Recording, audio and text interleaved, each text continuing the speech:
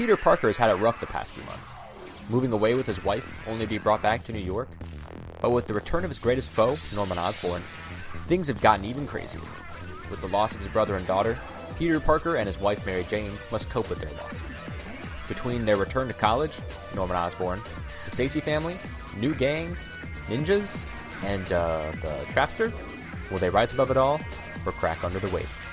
Welcome to the Forgotten Era, where we'll answer all those questions and more.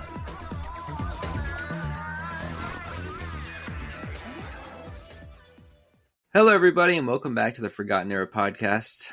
My name is Ethan, as always, and I'm joined by Matthew. How you doing, everybody? I hope you all had a nice holiday and New Year and et cetera and et cetera. We're in 2025, which is terrifying, but we're here. And for the first episode of 2025, we're back to good old J.M. DeMatteis on Spectacular Spider-Man. So it's like nothing has changed. Yeah, the greatest writer of all time as far as the fandom's concerned. Yeah, he's the only one who understands every character perfectly, and none of his stories repeat themselves. Mm-hmm. Nobody has childhood trauma in every arc. They don't. Oh man, we've been through this before. It's gonna get us into hot water. I did a hot take about Ben Reilly's Spider-Man on Twitter the other day, and I'm surprised I didn't get shit on more. I agree with you on that one, wholeheartedly. That's side note. This is a complete side note, but I honestly believe that story, as good as it was, as much as I love that miniseries, that story did have a hand in, along with Spider-Verse, making people think that Ben Reilly was the edgy one. Yeah. But and I might bring it back up as we're reading this issue. Hint, hint, nudge, nudge, foresight, hindsight, sight. Just because I feel obliged to. That is a book. This is also off topic. That is a book that I would not mind covering since I made that clone intro for my solo episode. I would not mind doing that as like a one-off episode. I would love to cover that book. Just to get that out there. Anyway, J.M. DeMatteis on Spectacular Spider-Man, like apparently every good Spectacular Spider-Man run is, because who's Paul Jenkins and who is everyone else that's ever written the book. I don't really have much to say going in. I'm trying to think of if there's any like update or anything. Hopefully we'll be on a more consistent schedule. We have some plans to record in February, just kind of like knock out some episodes, have a backlog, stuff like that. Yeah, it's completely been my fault. Just to give some background for the listener, I live in Delaware, and we've been getting hit with storm after storm the last couple of months and last couple of weeks. And I live in like a rural area, and power's just been going out constantly, and it's just a big mess half the time. I had no power for like a day and a half when we were originally supposed to record for the last 2 times, I believe. Yeah. And it's kind of pushed things back, but I'm actually in the middle of a move, moving into a new house. So that whole week, I'll be having a week off, and we're planning on knocking out a bunch of episodes. So things will be coming out more consistently either way, but it's completely my fault. So. But we're here now, and Yeah. That's what matters. We get to cover the Pumpkin Man and the Chameleon Man, and we get some big revelations about Chameleon and his truth. So why not just get right into it? All right, we're going to begin right off the top. Spectacular Spider-Man 243, written by J.M. DeMatteis and drawn by, as he's put on the cover, Lucky Luke Ross. First of all, amazing cover, but it has nothing to do with the entire book, which is fine. At no point is he attacked by multiple chameleons. But that's fine. Really good cover. Our story picks up with John Jameson laying in the snow, dying, lamenting the fact he stupidly handed his gun over to the chameleon. While reaching for his gun, Jacko, I mean Pumpkin Man, I mean Mad Jack, I mean that dude with a pumpkin head, who's not the Green Goblin, but a version of him was a hobgoblin. Oh, never mind. Anyway, this man shows up with a cat and on his shoulder and a candle threatening John Jameson. Jack-o'-lantern is then shot in the head by John, but magically grows his head back and begins to pour candle wax, claiming he wants to help John in his own way. John screams, claiming it hurts, as his face is covered in the candle wax. We then cut to totally not Ashley Kafka, who has trapped Herbert Fillmore Smith, world-renowned sci-fi writer who wrote, fun fact, my favorite franchise of all time, Super Dad, a tale about a dad who becomes a superhero. Smith, as I'll call him, is dealing with a fit of mistaken identity and believes he is Spider-Man. After trying to prove to Kafka who he is by clinging to walls, but falling off, Smith reflects on the photos shown to him by Kafka of his family, claiming he doesn't recall any of these people, but does faintly remember a red-headed woman. Kafka claims that woman is a face he's pulled from TV and magazines. As Kafka tells Smith about his daughter's death, he has a faint image of a man in shadows hunched over that same redhead as they both stare off into a crib. Smith resigns that his head is foggy and asks Kafka for help. As she leaves, Kafka then turns into, holy shit, the chameleon.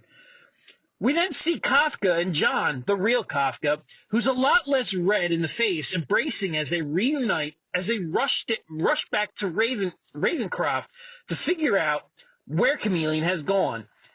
Meanwhile, Jack-o'-lantern stalks them in the shadows, talking to presumably his cat McGuire, stating John Jameson is now theirs. Our next cut is to Flash, who is still down after his pep talk with Peter. He still believes he's a loser, and just like his father, and goes to drink a beer. Choosing not to, he throws the beer and calls Betty Brant and asks if the two can meet up so they can talk and he can get things off his mind. We then go back to Smith, who has flashes of another life as he looks at his photos and claims he misses the other people more than the people who were supposedly his real family. Smith flips out, and as the chameleon Kafka runs into the room to sedate him, Smith attacks CK and remembers the name Mary Jane and begins to pull his skin off like the bathroom scene in the Poltergeist to reveal that, holy shit, Smith, the writer of my favorite franchise, is in fact Spider-Man.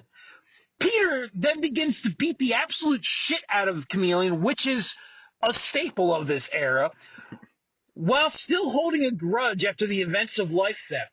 But Chameleon manages to sneak away by blending into the floor and gets outside only to run into Kraven the Hunter. With longer hair, a bigger beard, and now 100% more brain matter. To be continued. Wow. What an issue. Very good issue, I'll say off the top. Yeah. See, I think the thing that I don't remember if we mentioned this last time, but the thing that kind of differentiates Spectacular from everything else is that there's just so much going on all the time.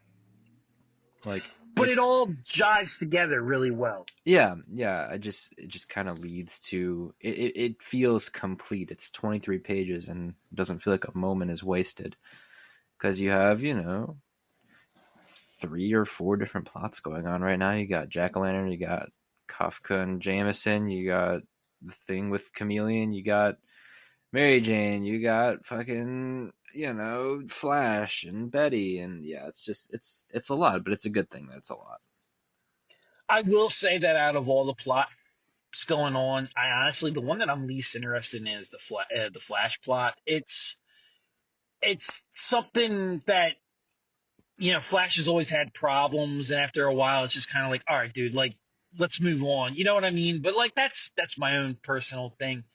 But honestly, like the first thing I'll say off the top is I'm actually more interested in the Jack-o'-lantern stuff than the Chameleon stuff. but that might be because I'm a big Goblin fan. I love Jack o' Lantern. He's like a guilty pleasure of mine. Mad Jack, all of them. Um, and I like they make him creepy and mysterious And and Irish. yeah, and Irish. Can't forget the fact that he's got an Irish accent in this book. Um, but like the scene where the beginning of the issue where he runs into John and John shoots him in the head and his head pops and he grows it back and then he pours candle wax and what's a really creepy scene, honestly.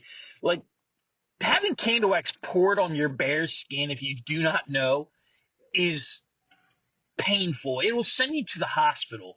So it's straight out of a horror movie, and I love that. But the everything that's going on with Peter or Smith or whatever you want to call him in this issue is really interesting. So, but I don't want to like take up too much time. No, you're good. I like a lot of we just said I like a lot of it. I like everything. I agree that I like that the JMD is proving right off the bat that this isn't a Macandale situation. Like this guy as Jack o' Lantern is no joke. He somehow has magical, mystical abilities, and it kind of seems like a not as insane magic trick as like the Judas Traveler thing, but it is like holy shit, this guy got his head blown off and it's growing back, and he can hypnotize me, and just it's a whole sort of deal. So I like that a lot, that he's actually formidable instead of just being a goddamn joke with a pumpkin on his head. Um, Mm-hmm. and again, we have Chameleon doing his unstable thing, stuck in the past, get revenge, and Peter not giving up on life theft. Highlight of the arts is really everything, but especially the pages where Peter is just absolutely lashing out. It's so good. Luke Ross does a lot of that in this series, and it's just so great. I mean, anytime that Peter loses his mind and takes it out on a villain, I'm always there for. Everybody always uses the Back in Black as an example, but I think in the fandom as large, Peter does this a lot more often than I think people realize, of him just snapping, especially in honestly his first 30 something years of stories, 30, 40 years. There's usually every 2 years or so, even less considering the 90s and everything. He's lashing out a lot at people. The Chameleon, like I said, he's still holding the grudges he has with life theft. If you don't know what life theft is, listener, that was back when, the Chameleon and Harry Osborn uh, join together and create the synthetic parents, and they make Peter think that his parents come back to life only to find out that they're androids. I like the story. I know people who grew up in that time don't really like that story, I but love whatever. the story. I think it's a fun story. And I mean that gotcha image with Harry on the computer monitor is iconic to me. But anyway, that's a different story. Um, but like Luke Ross in general, this all three issues, especially this issue, is just knocks it out of the park. I especially love the page where he's ripping the skin off. Like I said, how it looks like the poltergeist where the guy's ripping his skin off in the mirror, and it just reveals this triumphant Peter Parker smiling, talking about how he remembers. This very like John Romita Sr. on model Peter Parker. It's great. So what are you thinking out of 10 for this one, this bad boy? Out of 10 on this issue, um, probably a solid 8, if I'm honest. It's there's no qualms. I have no problems with this issue. It's a near perfect issue, but I like to save my 9s and 10s for monumental stuff. I think that, the whole thing with Craven, I mean, at this point with Craven coming back, this is what, the third time that they've tried to throw this plot. Oh, is he back? The kind of thing with like they did with like in McFarlane's Spider-Man with the blown off head and all that stuff. Yeah. Um, that that part of the story is a little. All right, here we go. I'm not the biggest Craven fan. I like him, but I am one of the people who believes that, hey, Craven's best story and what he's best known for is Craven's Last Hunt, and he should have been left dead. So seeing him, supposedly come back, not the biggest fan of. So that's it. But it's J.M. DeMatteis, and him writing Craven is perfectly fine with me. So what about you? He wrote the best. He wrote that best story. So, yeah. I mean, you said 8, right? Yeah. I'll agree with that. That's really all I gotta say. I'll agree with that. We do get this is the spoiler alert. This is the introduction of the Craven that allows us to get Craven, though. That is true. So funny story. We don't know that yet. Yeah, we don't know that yet. It's a funny story about that book. I remember as a kid going to the comic book store and Get Craven being on the back issue lot. This is right after it came out. And me asking my dad, what's that book about? Because I hadn't read it. And my dad's like, I don't know. I don't care. I don't want to read it. and then going back and reading it myself when I got older, I was like, damn, like, he wasn't lying, man. I didn't want to read this either. It's a good time. Still like it better than Quality of Life. Yeah, well, it's easier to look at. Nah, that's true. But you got anything else to say about this issue, or do you want to move on to the next one? I'll say one last thing before we head on. The whole thing with Flash, I feel like it is kind of. I've made this point not on this podcast, but it is kind of the whole JMD continuing what JMD does with characters, because he introduced this drinking problem in Redemption, which was probably, I mean, it was less than a year after, so he probably was just like, I did that idea, so let's put it into this and explore him more now that Peter's back. So that's all I'll say. I mean, yeah, I just personally, I've never. A lot of Flash drama. I've never been a big. I like Flash as a character, but I've always liked him as, just being Peter's best friend, one of his best friends. I got you. I've never been big on the drinking thing. I don't know why. It's I don't have any like logical reason. So just ignore my problem with it. It's not even a problem. You're good. No, it's you can acknowledge something as like well written and not care for it. So I get you. Yeah, that's how it is. It's well written. Like, I don't mind it, but yeah. Cool. Well, yeah, I'm fine with moving on to the next. Okay, so Spectacular 244 got another really cool cover by Luke Ross with Spider-Man buff as all hell, standing over Chameleon with funny enough a classic Craven over it, which makes me wonder if this cover was drawn before the actual interiors and it was changed in the script. Oh, he's going to have long hair to, I guess, show like the passage of time or something like that. You know what I mean? Because he does not look like that in the book other than the classic costume.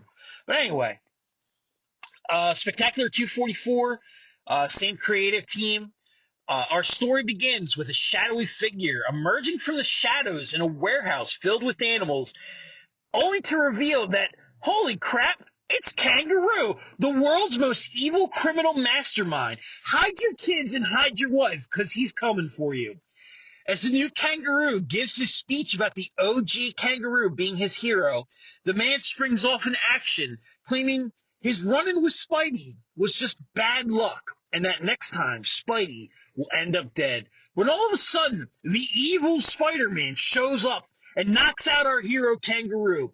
While he tries to stop him, Spidey somehow manages to cause Kangaroo's armor to self-destruct, beating him. That's the only logical reasoning, because Spidey can't take on my man any other way.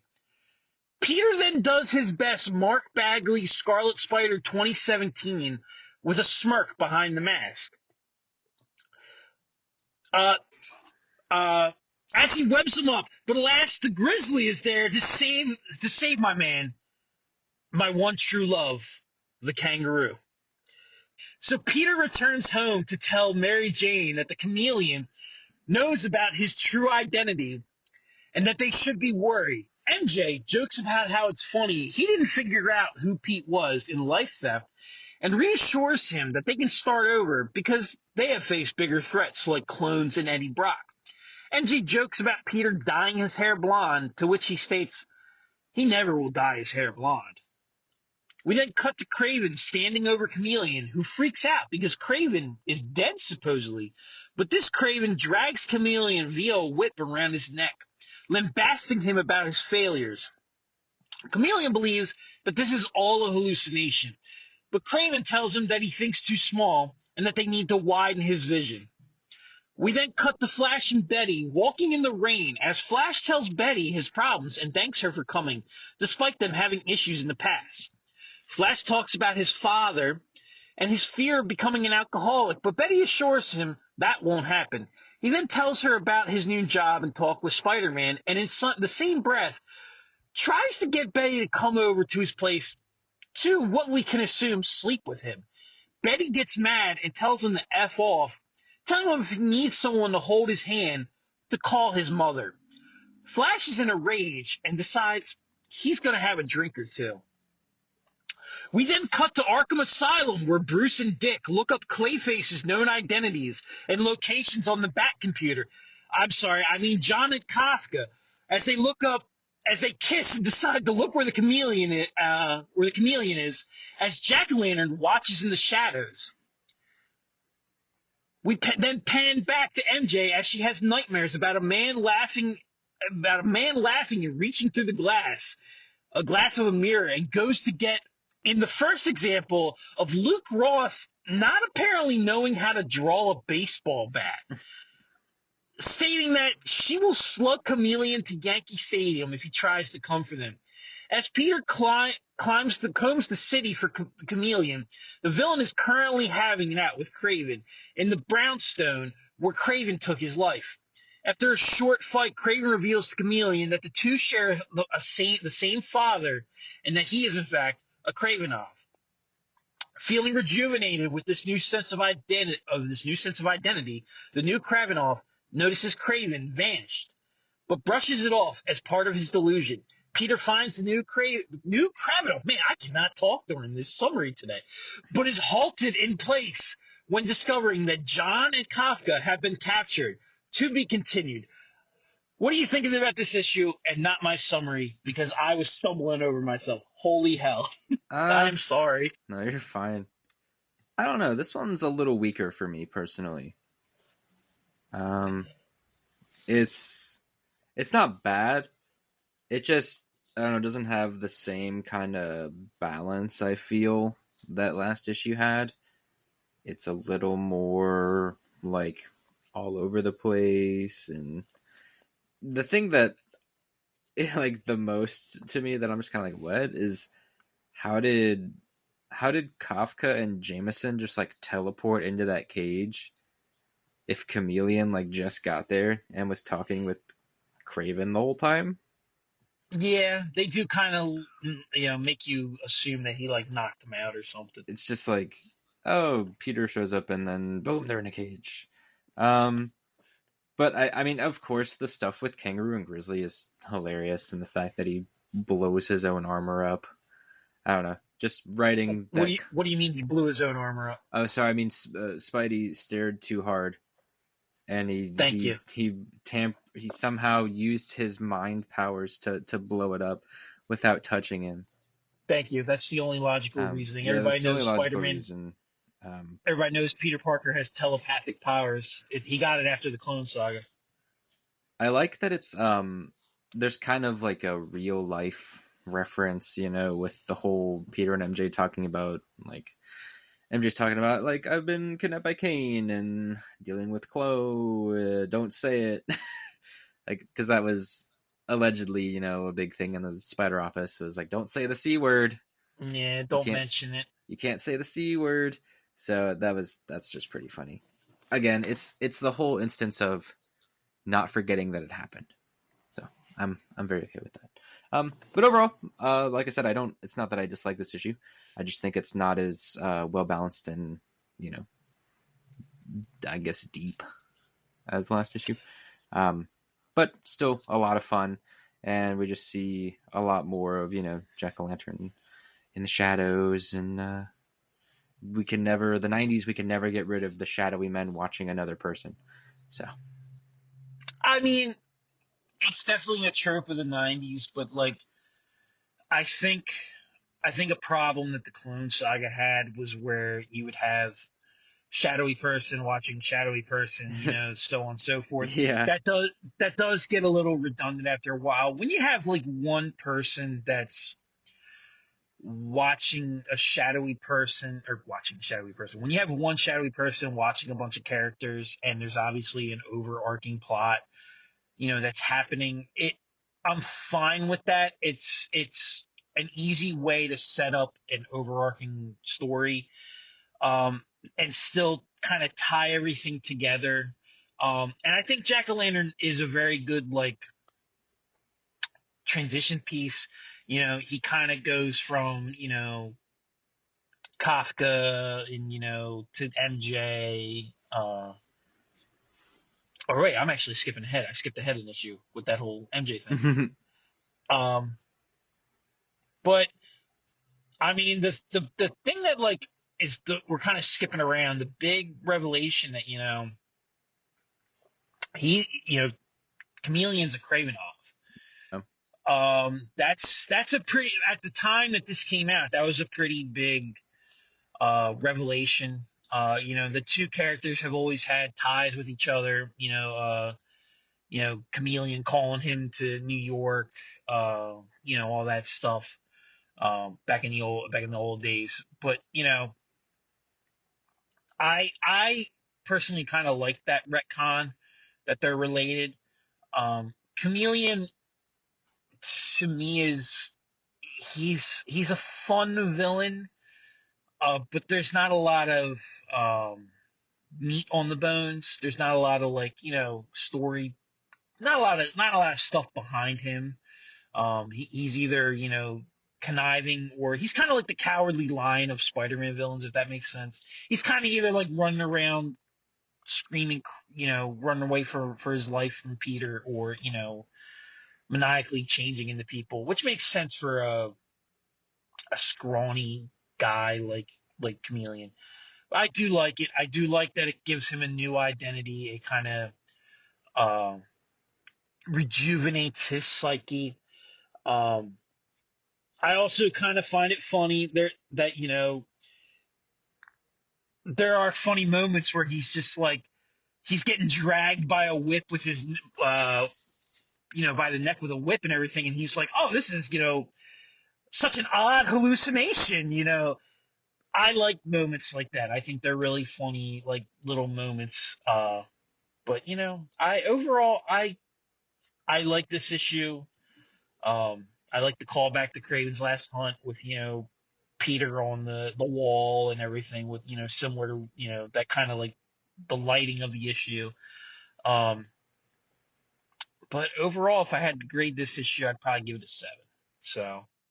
Yeah, I mean, the revelation is really the biggest part of all this, because it's a big deal.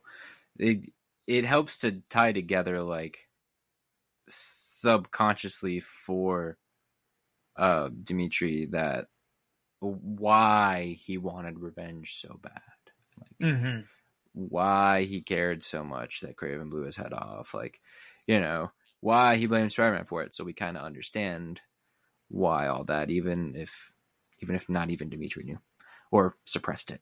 So it's a great reveal, and it continues to be a good story. So I would agree with 7 as well. We're definitely not too far off on these ones. No, that's the thing. It's like overall these stories are really fun. I actually really like this whole arc. Um, I think my only complaint so far would be um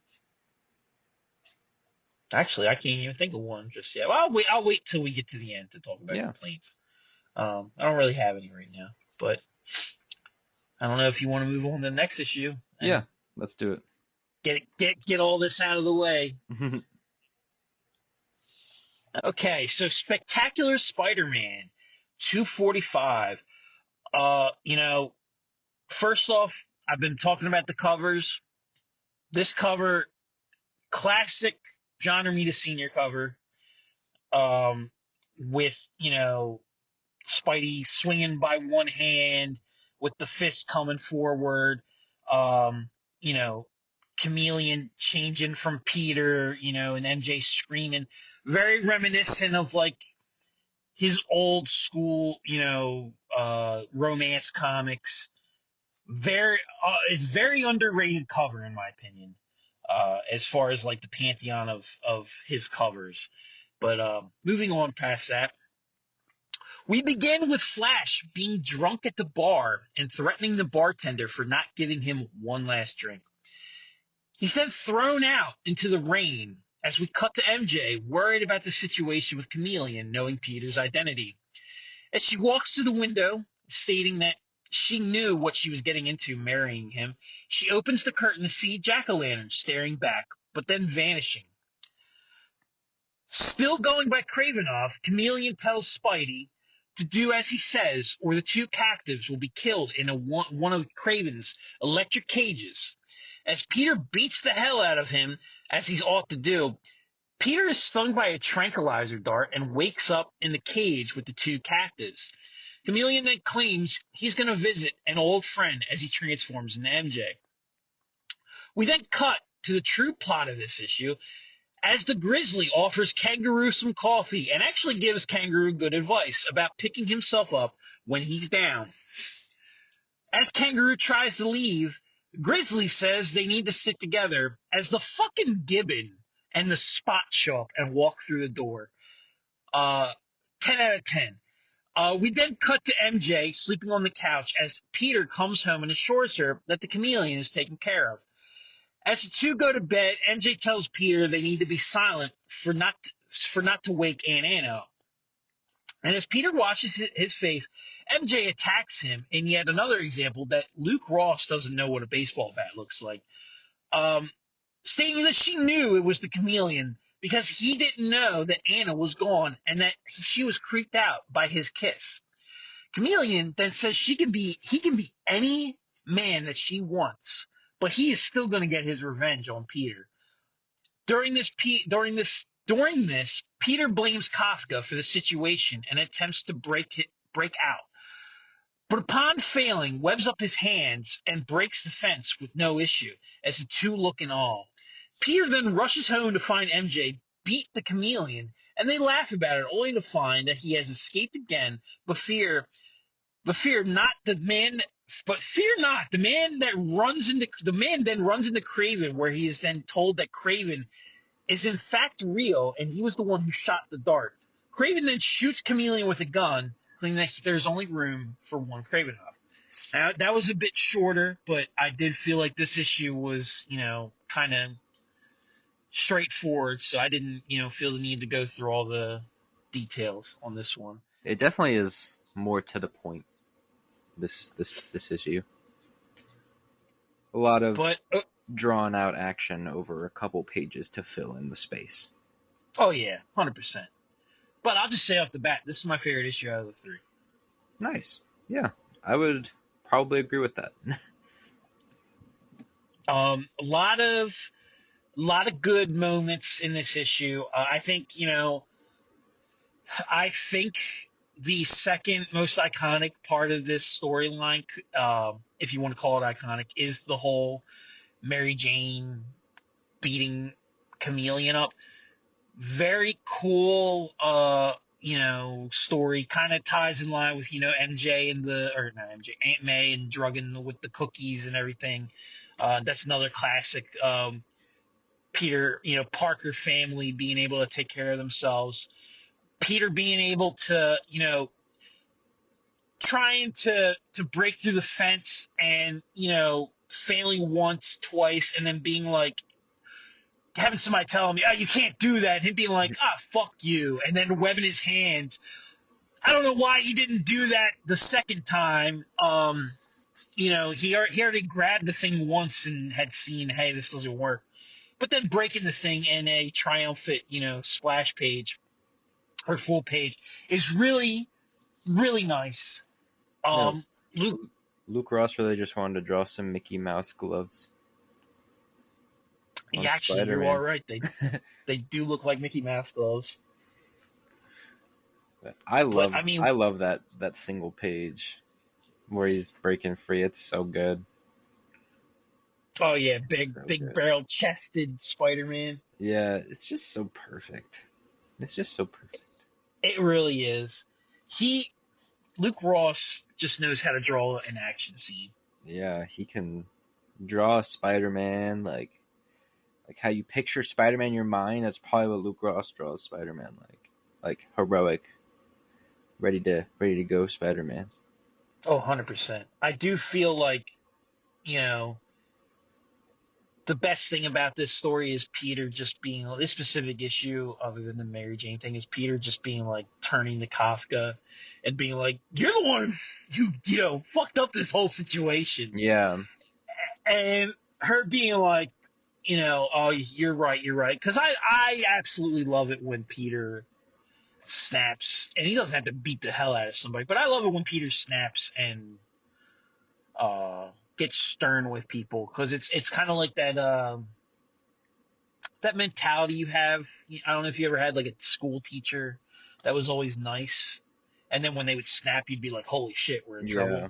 It's kind of like that. I really like that. So for sure. But overall, like, this issue, given it an 8, but I know we said we would jump in and talk about the arc overall now that we're through these 3 issues, so I don't know where you would want to begin. I don't know. I was just gonna talk more about how I like how Chameleon gets bitch slapped a lot more just in this issue. It's just funny to me. I like his little like running away hissy fit at the end after he's beat by MJ. It seems that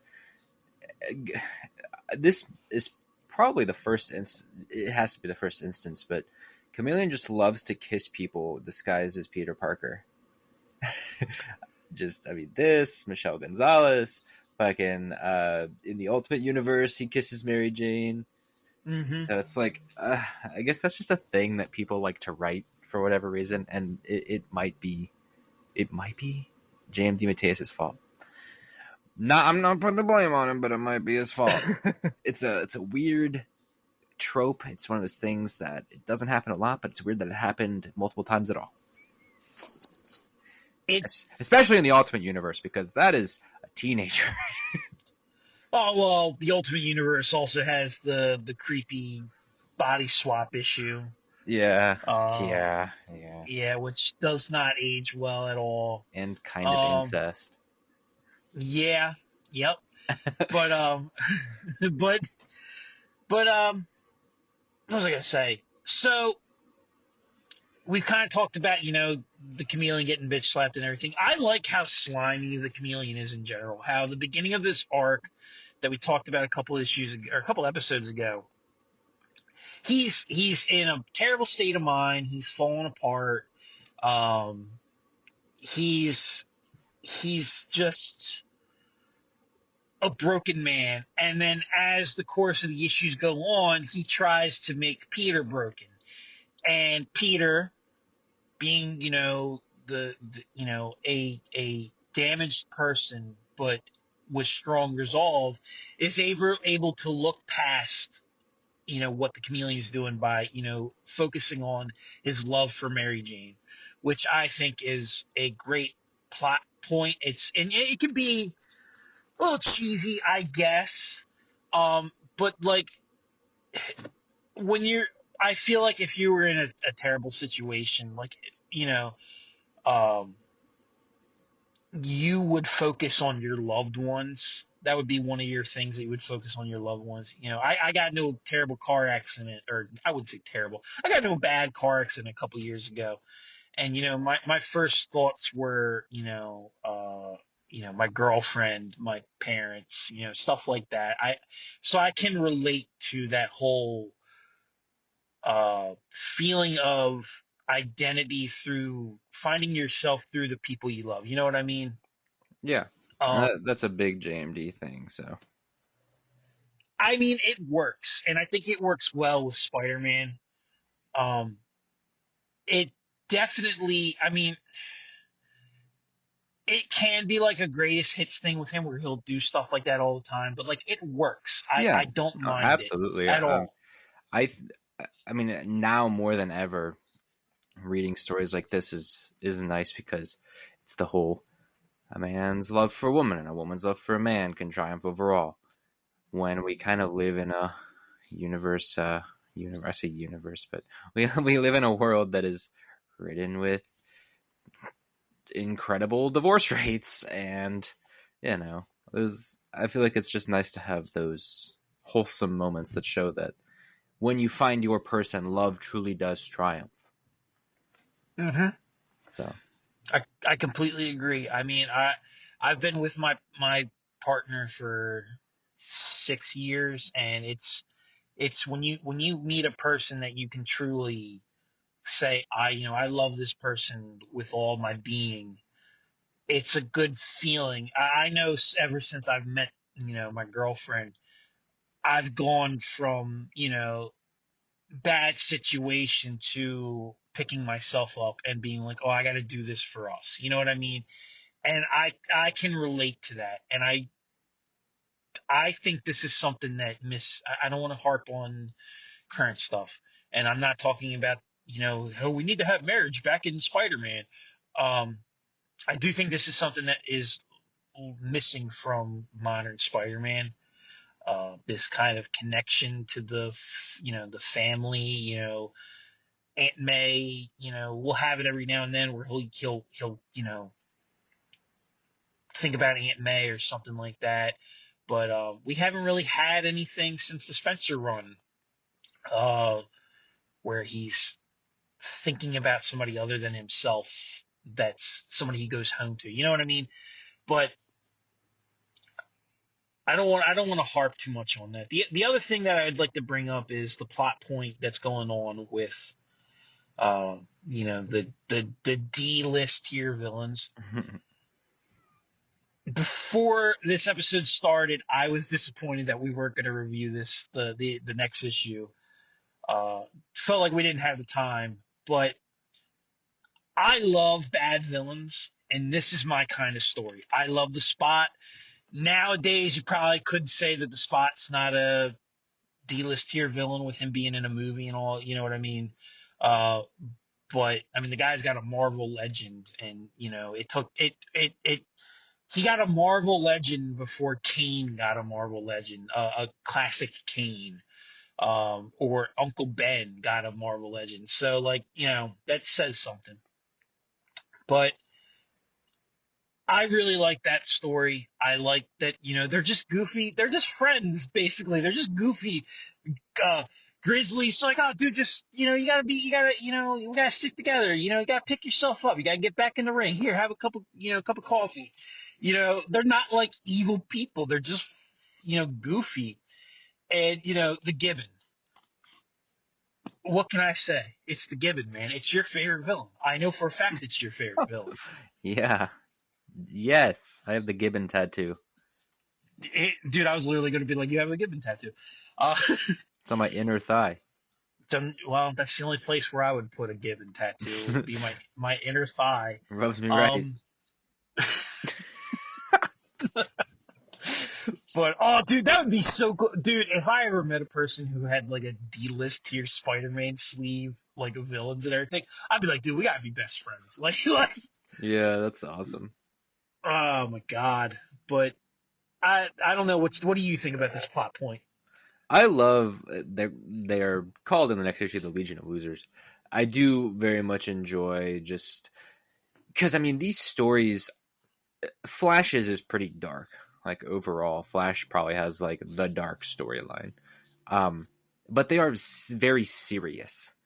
Like so to have a Family Guy type like cutaway joke, one per issue, is just it's a good palate cleanser for like okay, so we have Chameleon trying to get revenge and Peter's trying to survive and Jack Lantern's hunting Jameson but here's the fucking new kangaroo getting his ass beat, or here's Grizzly sipping a cup of coffee trying to give advice about being a supervillain, and a team of fucking weirdos and rejects, and I quite enjoy it. And I was thinking about it that next episode when we cover adjectiveless or no, it's Peter Parker. Fuck. Whatever. Who cares? It's called something. You know what I'm talking about. I'm just a little over the ride. Yeah. So after those issues, issue 81 is also a one-off issue. So it'll be perfect to do, one-off issue of that and the Legion of Losers in one episode. So it works perfectly. Yeah, it does. We get a bunch of like weirdo villains that, I mean, the Cat is in issue 81 of Peter Parker.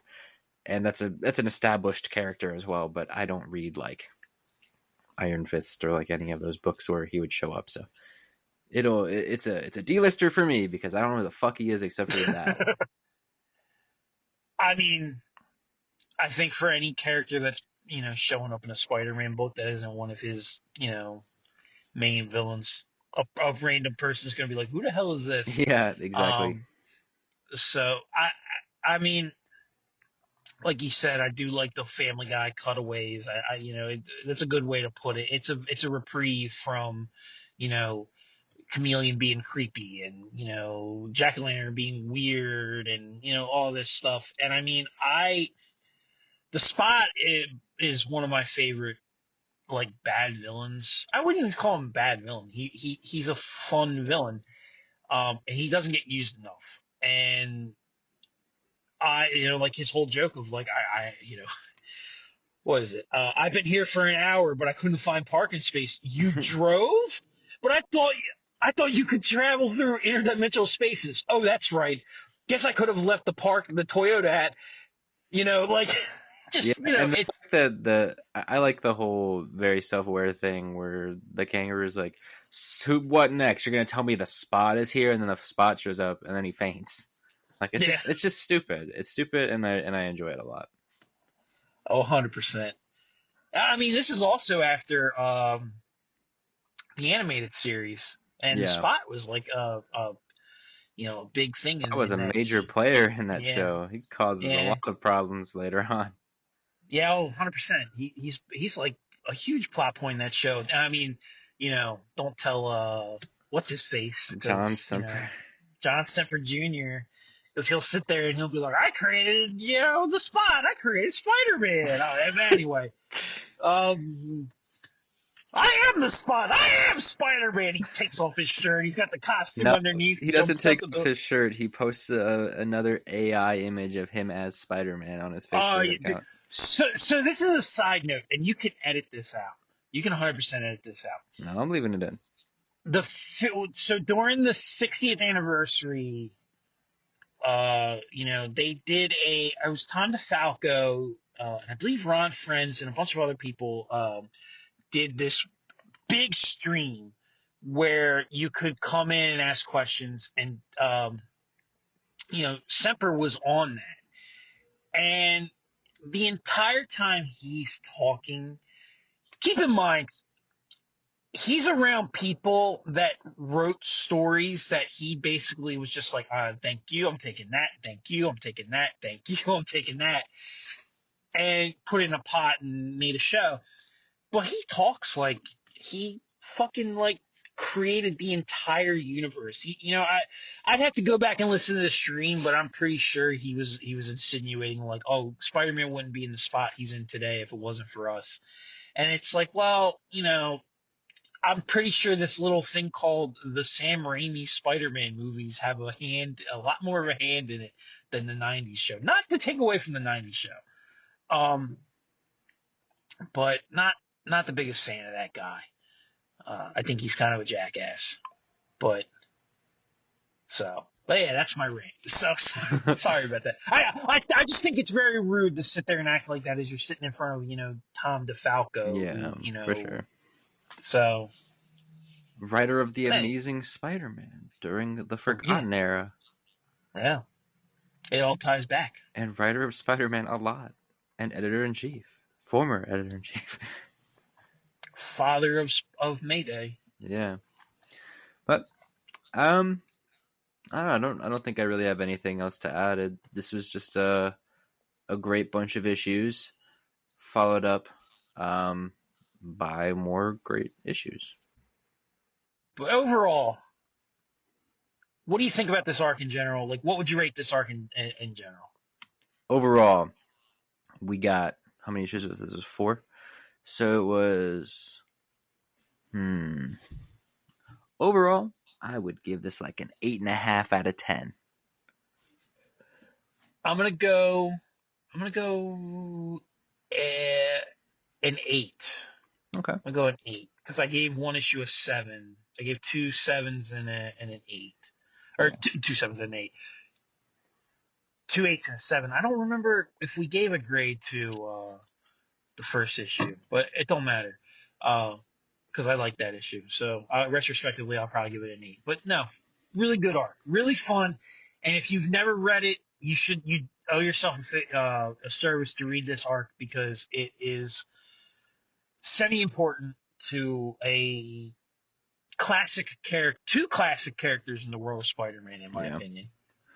Honestly, I said 4 issues because I was counting 242. So like I'm counting that as this arc. No, I mean it's part of the arc. Yeah, but just the way that we structured the episodes was weird. But anyway, yeah, really great story. Especially if you're interested in Chameleon at all as a character, I would say like this and Life Theft are Life Theft first, obviously, because it came first. Or I guess Life Theft Pursuit, and then this would be the great Chameleon trilogy. So, if you like Chameleon or interested in any way, which I don't know why you would be in the modern day because he hasn't been used in anything good. Sorry, Chameleon Conspiracy. In a very long time. I forgot about that story. Yeah, that's kind of like retcons his entire story too. Thanks. God, well, yeah, with the Teresa Parker stuff. God, I forgot all about that story. Yeah, let's we don't need to talk about that. But yeah, it's a great 4-issue if you want to count 241, which I guess you kind of can. 5 issues that are good. And you know how you can read them without having to dredge through back issues or find old scans? You can use the Spider-Man Rescan project. Wow. Holy shit, what is that? Tell me more. 241 was officially released by Marvel because it is included in the Ben Reilly Omnibus and the Ben Reilly trades. But 242, 243, 244, 245, and etc., almost the entirety of the rest of the series is not available because fuck you, reader. So you can read the scans that I did, where I bought extras of all the issues, cut all the pages, scanned them on my computer, and make them legible again. There will be a link to that in the description. That is wonderful. I am so happy. So, thank you all for listening. As always, we greatly appreciate it. This episode was definitely a lot more rambly than other ones, but we're kind of getting back into the groove of it, and I don't know, just being casual today. Yeah, I apologize for my summaries. I like rambled for those ones, but I'll go back to form. So back to formula. Yeah, back to formula. Is it we're a Spider-Man podcast, and this is our first Raimi reference. Poor Strom. Wonder if that Strom ever became Gaunt. No, he's dead. All right, we'll catch you next time. You have a good one. All right, bye. Bye.